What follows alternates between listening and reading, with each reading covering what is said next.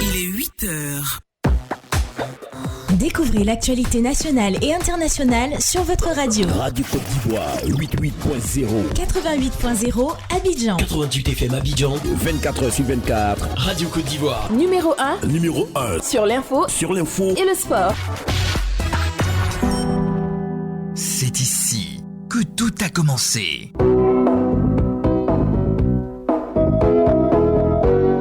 Radio Côte d'Ivoire, chaîne nationale, le quotidien chez vous. 26 octobre 1961. Radio Côte d'Ivoire, 60 ans au service du public. Radio Côte d'Ivoire, 60 ans au service de la Côte d'Ivoire.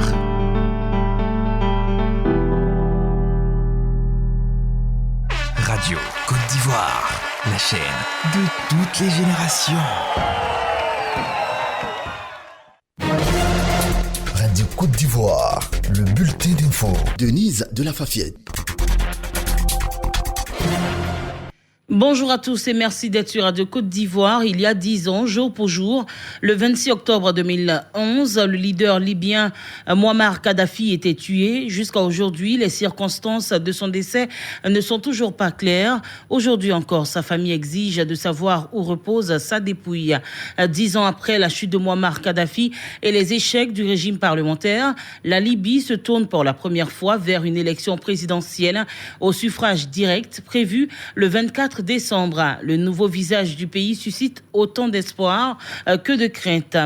Le président turc est en visite au Togo. Recep Tayyip Erdogan est arrivé à Lomé hier mardi en provenance de l'Angola, première étape de sa tournée africaine qui le conduira ensuite au Nigeria. Il a été donc reçu par son homologue togolais Faure Gnassingbé au centre des échanges des sujets économiques et sécuritaires.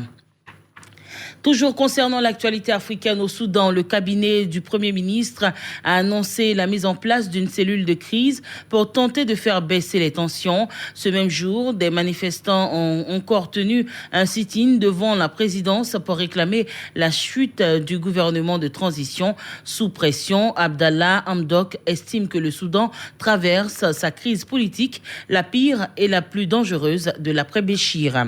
Et puis on termine, le Burundi a débuté sa campagne de vaccination lundi, après donc la réception de ses premiers vaccins la semaine dernière contre la Covid-19.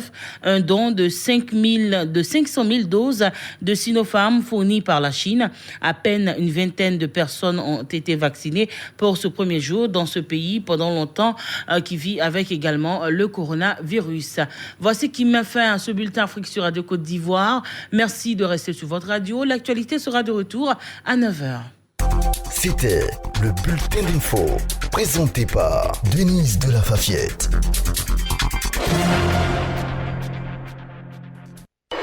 Ne bougez pas, on revient juste après la pub.